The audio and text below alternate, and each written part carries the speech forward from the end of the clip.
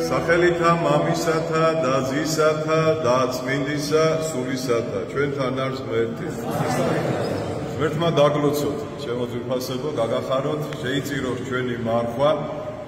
იმედია მარხულობთ, ვინც ჯერ კიდევ ვერ მოიფიქრეთ მარხვის შენახვა, გთხოვთ რომ დაიწყოთ მარხვა, ორკვირიანი მარხვა და ჩვენ განსაკუთრებით ქართველმა მართლმადიდებლებმა უნდა შევინახოთ ყოვლადწმინდა ღვთისმშობლის სახელზე დადგენილი მიძინების მარხვა. დღეს განსაკუთრებით მინდა დავლოცო ჟუჟუნა ბებია, თქვენ ალბათ ხედავდით წირვის მსვლელობის პერიოდში, სანამ წირვა დაიწყებოდა, რომ უძღურებაში ჩავარდა, მაგრამ წირვა მაინც არ დაუტოვებია, ჩვენთან იყო ბოლომდე. ახალგაზრდებო, განსაკუთრებით სიზარმაცე რომ შემოგეპარებათ, აუცილებლად გაიხსენეთ ჟუჟუნა ბებია. ვინც განსაცდელში იმყოფებით ან ჩავარდებით, გაიხსენეთ ნანა დეიდა, რომელიც აგერ ჩვენთან დიდი ხანი არ ყოფილა, იყო გარკვეულ უძღურებაში, ოპერაცია ჩაუტარდა და დღეს ის ჩვენთან არის და მინდა განსაკუთრებით მოვეფერო ამ უხუცეს ადამიანს, ჩემთვისაც და თქვენთვისაც ისინი სამაგალითო ადამიანები არიან. განსაკუთრებით ჩვენს ქვეყანაში, როდესაც ასაკი გვემატება, ასაკთან ერთად გვემატება პრობლემები და გვემატება განსაცდელები. ამ დროს გთხოვთ ყველას 70-ე ფსალმუნი წაიკითხეთ და შეევედრეთ ღმერთს, რომ როდესაც გემატება ასაკი და ისეთი ბიჭი, ისეთი გოგო, ისეთი კაცი და ისეთი ქალი ვეღარ ახარ, ეგ შენი ბრალი არ არის, მაგრამ ასაკს თავისი მიაქვს. შეევედრე ღმერთს, რომ ღმერთო, თუ შვილებმა მიმატოვეს, ან შვილიშვილებმა, ან მეგობრებმა, შენ მაინც იყავი ჩემთან და არ მიმავატოვო სიბერის ასაკში. თქვენ არ გეგონოთ, რომ სიბერე ცუდია, სამწუხაროდ თანამედროვე ადამიანი გაურბის სიბერეს, რცხვენია სიბერის. ასაკი რო შეეკითხო, შეიძლება ადამიანი გაგიბრაზდეს, რას მეკითხები, როგორ გამოვიყურები, ძალიან კარგად გამოვიყურებით. ყოველთვის გახსოვდეთ, ჩემო ძვირფასებო, როდესაც გემატებათ წლები, დაუპირდით კარგად, თქვენ ბიოლოგიურ ასაკს ფეხთან ფეხ მოყვება სულიერი ასაკი, თუ ძალიან უკან არის ჩამორჩენილი. ისევ იმ სულიერ ასაკში ხომ არ ახარ, ბებიას რომ დაყავდი ხელჩაკიდებული მამალათი ხელში ტაძარში და ხატებს რომ ეჩურჩულებოდი, ისევ იქ ხო არ ახარ, ხო არ არის დრო ცოტა გაიზარდო და შენ ასაკს შეეფერებოდეს შენი სულიერი ასაკის და შენი ძმენა, რომელიც არის შენში, ყოველთვის შეამოწმე განსაკუთრებით მარხვაში და მდგომარეობაშია. კვირა დღეს, როდესაც ქრისტიანს ეზარება წირვაზე მისვლა და როდესაც ფეხს ითრევს, გაიხსენეთ, ჩემო ძვირფასებო, რომ კვირა დღე არის ჩვენთვის ყველაზე უპირველესი საიდუმლოება, უპირველესი დღესასწაული დღესასწაულთა. 12 დღესასწაულზე მაღლა დგას როგორც მზე ვარსკვლავებზე.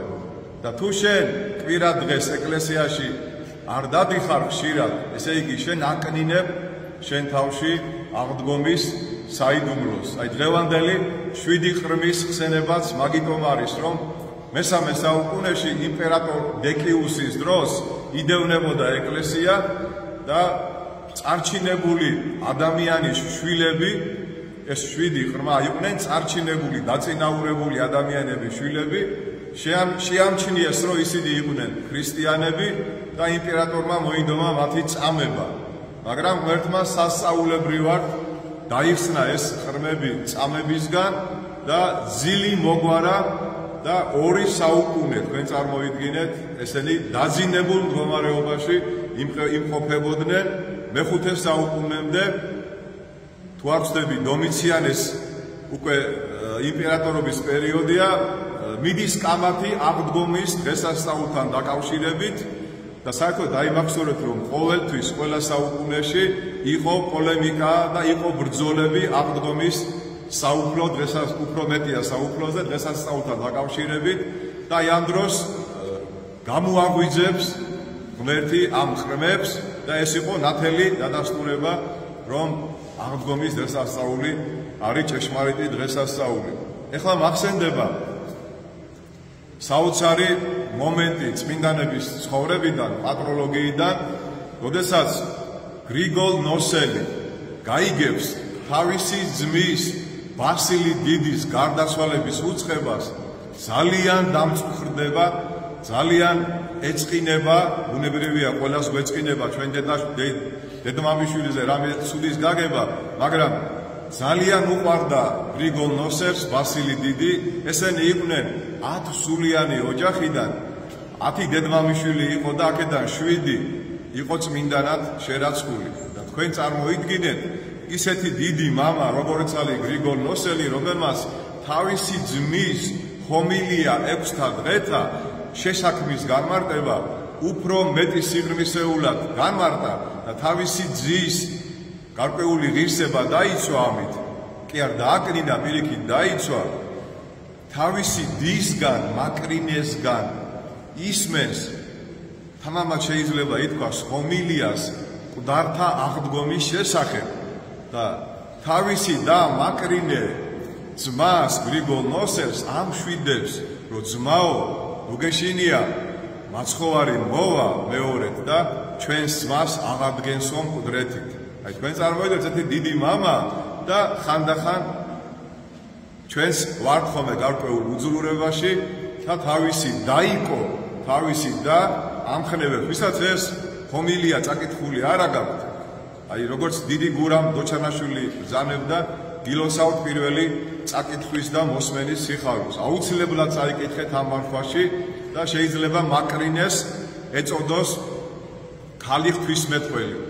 საოცარი განათლებით, საოცარი რწმენით გადმოსცემს წმინდა მაკრინე მასხურის ბრწყინვალე აღდგომის შესახებ სწავლებას, რათა გაამხნევოს თავისი დამყოლებული ძმა, რომელიც თავისი ძმის გამო არის ძალიან დამწუხრებული. რატომ გავაკეთე ამ ხელა შესავალი ჩემო ძვირფასებო? იმიტომ რომ ჩვენ ყველას მე ქალბატონი ნანა, ქალბატონი ჟუჟუნა და არა მარტო ესენი, უამრავი თქვენთაგანი საჭიროებს გამხნევებას, საჭიროებს თანადგომას, საჭიროებს მოკითხვას, დალოცვას, მოხსენიებას, არა მარტო ცოცხლები, არამედ მიცვალებულები. ჩვენ ნუ გონია რომ ღმერთმა უკვე თავისი საქმიანობა დაამთავრა, უხეშად ვიტყვი, მორჩა, იშვა, ეწამა, ჯვარზე გაეკრა, აღდგა, ამაყდა და მჯდომარეა მარჯვენით მამისა.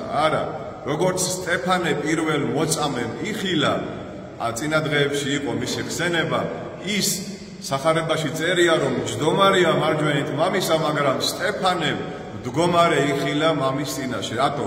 ის ყველა განსასწრებში მყოფ ადამიანს ფეხზე უდგება და ისე ლოცულობს თავისი მამის წინაშე. ნახეთ რა საინტერესოა, რომ სტეფანე პირველ მოწამეს, რომელსაც ქვებით ქოლავენ, იცით რას ამბობს?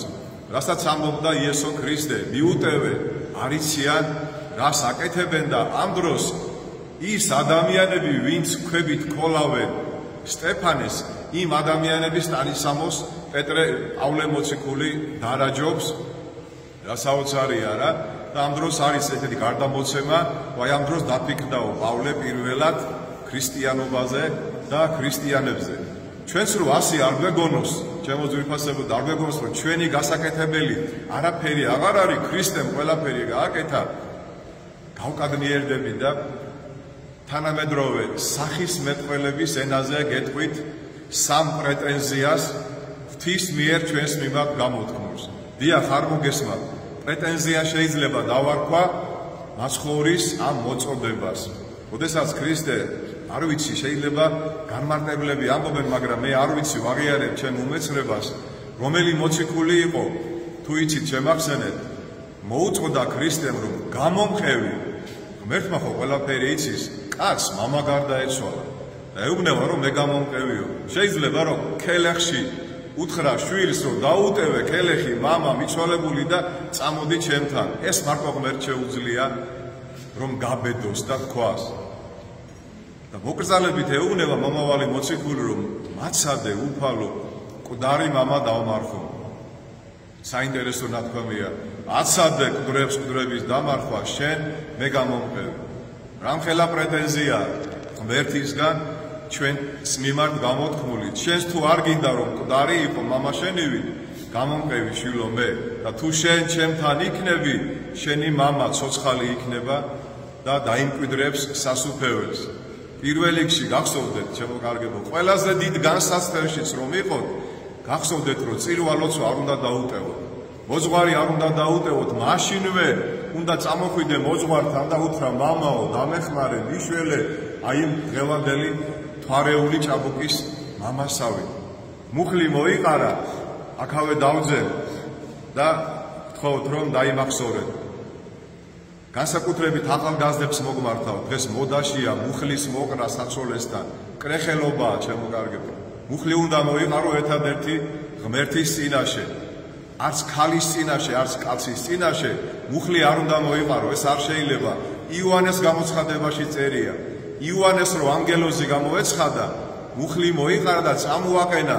არ შეიძლებაო ანგელოზის წინაშე მუხლის მოყრა, ერთადერთი ღმერთის წინაშე უნდა მოვიყაროთო ჩვენ მუხლი. მოიყარა მუხლი თვარეული ჭაბუკის მამამ და ევედრება რომ ჩემი შვილი ცისად იგვემების, ანუ ბავშვობიდან თვარეულიაო, აქაც ეშმაკის მზაკრობაზე მინდა გავამახვილო ყურადღება. ეშმაკი არაც მინდა სული ყველაფერს აკეთებს, რომ მისი მზაკრობა მის გარდა ყველას დაბრალდეს. ციურ სხეულებს, ღამის და დღის ნათობებს და ასე შემდეგ და დღესაც ხალხს გონია, რომ ადამიანს ციური სხეულები მართავენ ან ტანჯავენ. ნუ იყოფი ასტროლოგია და ასტრონომია შორს ჩვენგან, ჩემო ძვირფასებო, ადამიანზე ზეგავლენა აქვს ღმერთს, არაც მინდა სულს და დავის დაცემულ ნებელობას, თავის უკუღმართ ცხოვრებას. მიდის და ევედრება, რომ შენ მოციქულებსო შევევედრეო და ვერ გამკურნესო, მასხოვარმა შერისხა, არაც მინდა სული და მაშინვე განთავისუფლდა ეს ჭაბუკი.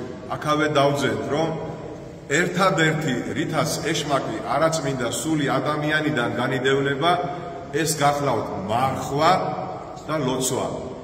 სხვა საშუალება არ არსებობს. პირდაპირ წერია გარდა მარხვითა და ლოცვითა. ოღონდ არა ჩვენნაირი მარხვით, ჩემო კარგებო.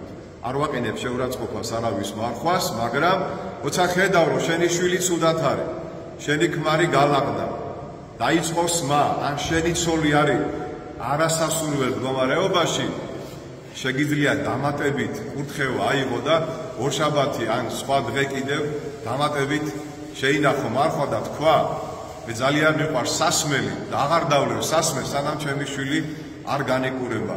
ძალიან მიყვარს ხორცი და ვიძახი ხორცზე უარს, სანამ ჩემი მეუღლე არ განიკურნება. აი ეს არის მარხვა, რომ დამატებით კიდევ ილოცებ შენ შვილზე თვარეული ჭაბუკის მამასავი. და ძალიან საინტერესო მომენტი, არასდროს მე არ გამიმახვილებია ყურადღება აი ამ მომენტზე.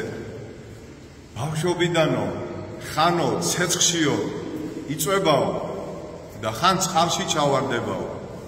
ეშმაკეულ ადამიანებს უკიდურესებები გვახასიათებს, ჩემო კარგებო. უკიდურესება ყველაფერში, წმენაში ძალიან გადავარდნილი, ასე ვთქვათ, ფანატიკოსი, ან მეორე საერთოდ გულგრილი და საერთოდ რომ არაფერი არ ანაღლებს და არაფერი რომ არ ადადებს. თუ გადავარდნილი ხარ, ან მარცხნივ, ან მარჯვნივ, ესე იგი შენ ეშმაკეული ხარ. ზომიერებაზე მეტი ყველაფერი ეს არის უკვე არაწმინდა სულისგან.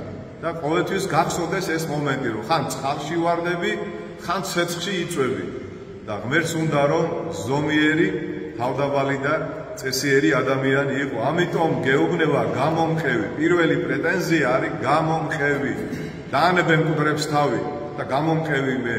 ნუტირი ხარ, ნუ ხარ გლოვაში, გამომხევი და გახარებული და ბედნიერი იქნები. მეორე პრეტენზია, აპატიეთ ამას რომ ვამბობ, შეიძლება ვიღაცამ რომ მოისმენს, განმიკითხოს, მაგრამ ჭყალებში ვამბობ ამ სიტყვას. მეც აქვს უფლება რომ ჩვენთან პრეტენზია გქონდეს, იმიტომ რომ ჩვენ ძალიან ჯიუტები და თავხედები ვართ. მეორე პრეტენზია ეს არის, ვინც მივდივართ ღმერთთან და ვთხოვთ რამეს, ღმერთი გვეუბნება, გწამს შვილო რომ ამის გაკეთება შემიძლია? ჩვენ რას ვამბობ ზიარების დროს? წამს უფალო და აღვიარებ რამე თუ შენახავ ძეხვთვისა ცხოველისა. სახარება დაიწერა იმიტომ, რომ ჩვენ გწამდეს, რომ იესო ქრისტე არის ძეხვთვისა. პირველ რიგში აი ამიტომ დაიწერა სახარება. და როდესაც მოდიხარ ტაძარში და სათხოვარი გაქვს ღმერთთან, დაფიქრდი, ჩემი რწმენა შეესაბამება ჩემ თხოვნა? ჩემი თხოვნა ძალიან დიდი ხომ არ არის და ძალიან ბევრი და ჩემი რწმენა ძალიან პატარა. ამიტომ ხომარჯობია მთვარეული ჭაბუკივით თხოვო ღმერთს, რომ ღმერთო, ჯერ ჩემი რწმენა გააძლიერე და გაზარდე და მერე თუ იქნება ნება შენი შეასრულე ჩემი თხოვნა. აი ეს არის უკვე ეკლესიური მიდგომა. რომ ჩვენ ძირითადად ეკლესიაში სათხოვრებით მოვდივარ და არ გვაინტერესებს ღმერთს რა პრეტენზიები აქვს ჩვენს მიმართ.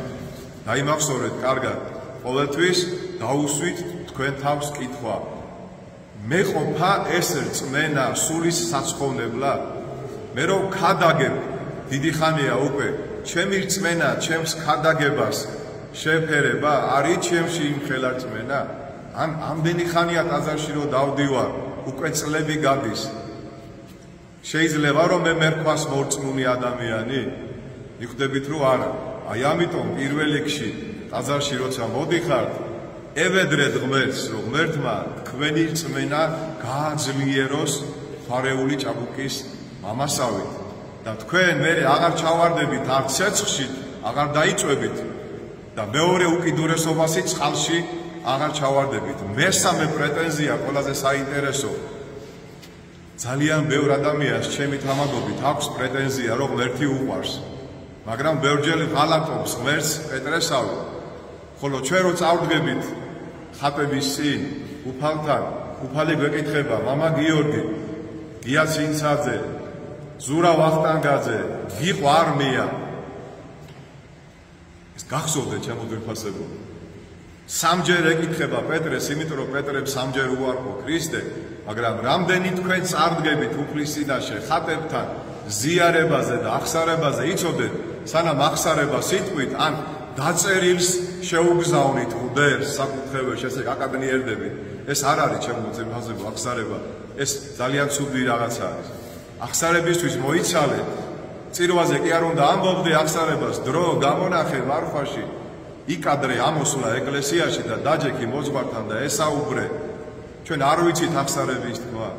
ყოველი აღსარების წინ შეკითხვა დაუსვით თქვენ თავს, რომ ჩათვალეთ, რომ ქრისტე გეკითხება, გიყვარ შვილო მია?